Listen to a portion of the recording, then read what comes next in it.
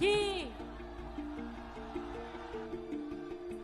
দানব দস্যু আর তৃণমূল চোর, আর তোমরা হচ্ছ মাফিয়াদের সর্দার। লজ্জা করে না? আর সেখানে বলছে বাংলা সেফ নয়, তোর দিল্লি সেফ, তোর উত্তরপ্রদেশ সেফ, তোর রাজস্থান সেফ, তোর গুজরাট সেফ, তোর বিহার সেফ। বাংলায় আব্দুল মথিন এবং মোসাবির হোসেন নামে দুই বিস্ফোরণকারী এনআইএর হাতে আটক হতেই বিজেপিকে নিশানা মমতার। পাল্টা সন্ত্রাসীদের মুক্তাঞ্চল বাংলা বলে তোপ শুভেন্দুর। বিস্তারিত দেখুন। এ রাজ্যে এসে প্রথমে কলকাতায় লেলিন সরণির একটি হোটেলে উঠেছিল আব্দুল মথিন আহমেদ তোহা ও মোসাবির হোসেন সাজিব। খবর এনআইএ সূত্রে। গত 1 মার্চ বেঙ্গালুরু ক্যাফেতে বিস্ফোরণের পর এই দুজনকে গরু খোঁজা হয়ে খুঁজছিল জাতীয় তদন্তকারী সংস্থা আধিকারিকেরা। অবশেষে আজ পশ্চিমবঙ্গের জনপ্রিয় পর্যটন কেন্দ্র থেকে হদিশ মিলল তাদের। বাংলা থেকে দুই অভিযুক্তের গ্রেপ্তারির পর বিরোধীরা নিশানা করেন মুখ্যমন্ত্রী মমতা বন্দ্যোপাধ্যায়কে। বাংলা অপরাধীদের মুক্তাঞ্চলে পরিণত হয়েছে তোপ দাগেন বিরোধীরা। কোচবিহারের দিনহাটায় নির্বাচনের প্রচার সভা থেকে বেঙ্গালুরু বিস্ফোরণ কাণ্ডের গ্রেপ্তারি নিয়ে বিরোধীদের আক্রমণের কড়া জবাব দিলেন মুখ্যমন্ত্রী মমতা বন্দ্যোপাধ্যায়। মমতা বলেন, বেঙ্গালুরুতে একটা বোমা পড়েছিল, বেঙ্গালুরুতে বিস্ফোরণ হয়েছিল, তারা কর্ণাটকের বাসিন্দা, বাংলায় লুকিয়েছিল, বাংলার পুলিশ ধরেছে, বাংলার পুলিশ 2 ঘন্টার মধ্যে ধরে দিয়েছে। তাতে প্রশ্ন তুলেছে, বাংলা নিরাপদ নয়, উত্তরপ্রদেশ নিরাপদ, রাজস্থান নিরাপদ, গুজরাট নিরাপদ, বিহার নিরাপদ। বাংলার মানুষ শান্তিতে থাকুক, সহ্য হয় না ওদের। চাচাচোলা ভাষায় তোপ দাগেন মমতা।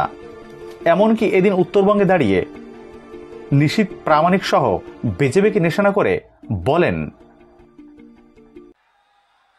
কি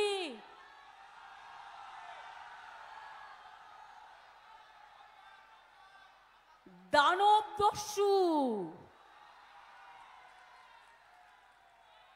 কত কেস আছে তার বিরুদ্ধে? বিএসএফ, পুলিশের একাংশ স্থানীয়, আর চোরা কারবারিদের সাথে সম্পর্ক রেখে বোমাবাজি থেকে শুরু করে শীতলকুচিতে পুলিশকে দিয়ে গুলি চালিয়ে বিএসএফকে দিয়ে ভোটের লাইনে 5 জনকে হত্যা করেছিল। এর মধ্যে গরু পাচার, ডাক পাচার, মানি লন্ডারিং, তার বিরুদ্ধে নাকি কোনো কেস নেই। কারণ থাকবে কি করে? তিনি যে কোচি হোম মিনিস্টার, কোচি কাঁচা হোম মিনিস্টার। ভারতবর্ষে কখনো দেখেছেন যার বিরুদ্ধে এত কেস, এত ক্রিমিনাল কেস? আমার কাছে লেখা আছে, আমি একটা একটা করে কেস বলতে পারি। মুখোশ খুলে দিয়েছেন আপনারাই। আমি বলবার আগে চ্যালেঞ্জ করলে কেসগুলো দিয়ে দেবো। আমার কাছে প্রত্যেকটা লেখা আছে। এদের স্বরাষ্ট্রমন্ত্রী আর তৃণমূল চোর, আর তোমরা হচ্ছ মাফিয়াদের সর্দার। লজ্জা করে না? ভারতবর্ষের মতো দেশ, তোমার প্রার্থী একজন গুন্ডা, মা বোনদের সম্মানহানি করে, এনআইএকে দিয়ে মেয়েদের ঘরে ঢুকিয়ে দেয়, অসম্মান করে, সিবিআইকে দিয়ে সাধারণ মানুষকে রেড করে, সংখ্যালঘুদের ভয় দেখায়, রাজবংশীদের ভয় দেখায়, আর কোটি কোটি টাকার ডিল করে। খবর আমিও রাখি, মনে রাখবেন, ওদের যদি মেশিনারি থাকে, মেশিনারি আমারও আছে। আমি আগে বলিনি, আমার সাথে যে মিটিং প্রিসাইড করছিল, যাকে আমরা হিপি বলে চিনি, অভিজিৎ, গিরীন্দ্রনাথ বর্মন, আমাদের খুব সিনিয়র লিডার, উদয়ন গুহ এখানকার প্রাণপুরুষ, জগদীশচন্দ্র বর্মা বাসুনিয়া আমাদের প্রার্থী, রবি আমার অনেক পুরনো দিনের সহকর্মী, জলিল আমার অনেক পুরনো দিনের সহকর্মী, হিতেন বর্মন অনেক পুরনো নেতা, সুস্মিতা বর্মন, বংশীবদন সে নিজে রাজবংশী একাডেমিতে আছে, বিনয় কৃষ্ণ বর্মন, পার্থপ্রতিম রায়, জলিল সহ আমার এখানে মুকুল বৈরাগ্য এবং ইন্দ্রনীল সেন সহ আরও অনেকে আছে। সবার নাম বলতে গেলে আমার মিটিং হবে না, শুধু 30টার নামই বলতে হবে, সেটা কাম্য নয়। আমি সবাইকেই সম্মান জানাচ্ছি। গ্রামসভা, পঞ্চায়েত সমিতি, জেলা পরিষদ, মিউনিসিপ্যালিটি কমিশনার, ব্লক প্রেসিডেন্ট, জেলা প্রেসিডেন্ট, সহকর্মীরা, সাধারণ মানুষ, এনজিওরা, আমার যত ভাই বোনের এসছেন সবাইকে। শীতলকুচিতে গুলি করে সংখ্যালঘু ও রাজবংশীকে হত্যা, এটা বিজেপির কাজ। কেন্দ্রীয় এজেন্সিকে দিয়ে লেভেল প্লেইং ফিল্ড নষ্ট করছে, রোজ সিবিআই এনআইএকে নিয়ে ঘুরে বেড়াচ্ছে।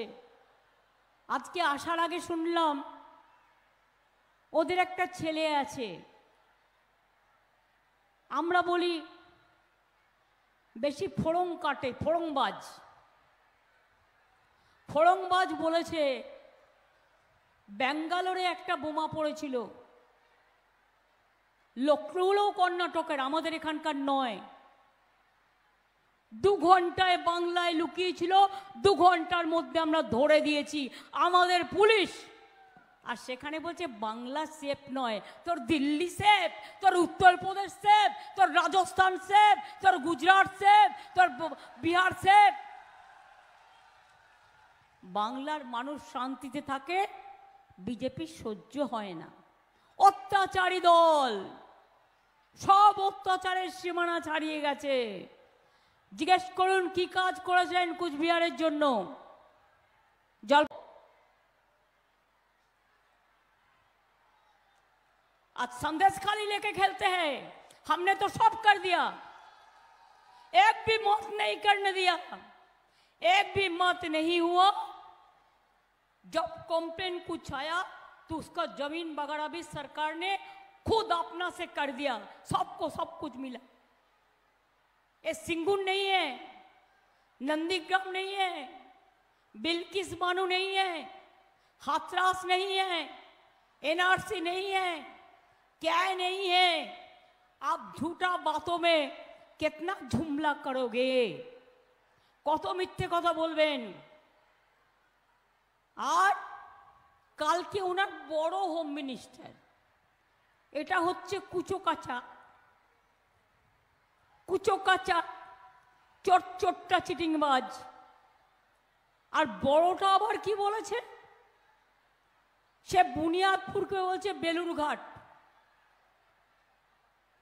নামটাও জানে না। বালুরঘাট বল নয়, বুনিয়াদপুর আলাদা, বেলুরঘাট নিয়ে কি বলছে, উল্টে ঝুলিয়ে রেখে দেবো। এ কথা হোম মিনিস্টারের মুখে শোভা পায়? क्या मीडिया दोस्तों कुछ बात नहीं कहोगे? होम मिनिस्टर आके कहते हैं सबको हम झुला के रख देगा। किसको झुला के रख देगा? ऐसा बात कर रहे हैं जैसे आप 543 में आप 1043 सीट आपको मिल गया, ऐसा बात आप कर रहा है। इतना जल्दीबाजी मत करो, इतना सोजा गेम नहीं है, इतना सुविस्ता गेम नहीं है। पहले अपना का देखो, आपन का চেহারা দেখো, আপনার নিজের চেহারা দেখুন। আমি জানি আমার নৌশক শেখ বড়ও এখানে আছে, অনেক সংখ্যালঘু ভাই বোনেরাও আছে, তাদের আমি ঈদ মুবারক জানিয়ে একটা কথা বলবো। ওরা অনেক ভয় দেখাবে, কেউ ভয় পাবেন না, ফাঁসবেন না। উদয়নকে আমি একটা কথা বলে যাব, বিকুল কুল কুল তৃণমূল, ইলেকশনটা ঠান্ডা মাথায় করতে হবে। ও তোমাকে গন্ডগোলে জড়িয়ে দিয়ে ভোটটা বিএসএফকে দিয়ে করিয়ে নেবে, মাথায় রেখো, ভুলেও সেটা করতে দিও না। মাছের মাথাটা হচ্ছে ক্যা, আর মাছের লেজুটা হচ্ছে এনআরসি, আর মাছের পেটিটা মধ্যেখানটা হচ্ছে ইউনিফর্ম সিভিল কোড। মনে রাখবেন, কাউকে এদেশে থাকতে দেবে না মোদি ছাড়া, অমিত শাহ ছাড়া, আর এই গুন্ডাগুলো ছাড়া। সব লোককে দেশ থেকে তাড়িয়ে দেবে। আরে আমরা আছি বলে বাঘের বাচ্চার মতো লড়াই করি। আমরা জীবন দেবো, তাও ক্যা করতে দেবো না, এনআরসি করতে দেবো না, ইউনিফর্ম সিভিল কোড করতে দেবো না। আবার স্বরাষ্ট্রমন্ত্রী বলছে, নাগরিকত্ব নিয়ে বলতে গিয়ে বলছে, ও হ্যাঁ কাহা, তার মানে আমরা কেউ নাগরিক নই, তার মানে আমরা কেউ নাগরিক নই। তুমি বাইরে থেকে এসে তুমি নাগরিক, আর আমি বাংলায় বাস করে, আমি জন্মগ্রহণ করে, আমাদের ছেলেমেয়েরা শিক্ষা করে, আমাদের ছেলেমেয়েরা ভোট দিয়ে, আমাদের ছেলেমেয়েরা চাকরি বাকরি করে, আমাদের ছেলেরা ধান উৎপাদন করে, আমাদের ছেলেমেয়েরা সব কাজ করে, তুমি বলছো ক্যা নেই হোনে সে, ও ক্যা হ্যাঁ আমরা নাকি কেউ নাগরিক নয়। আমি বলি তুমি আগে নাগরিক হও, আগেও দেশে আচ্ছা সিটিজেন হও, তারপরে আমাদের নাগরিকত্ব কোশ্চেন তুলবে। আমরা সবাই নাগরিক, এটা মাথায় রাখবেন। কারো গায়ে হাত দিতে দেবো না, হাত দিলে বুঝবে। সেই জন্য একবার গুন্ডার বিরুদ্ধে তেজে নামুন।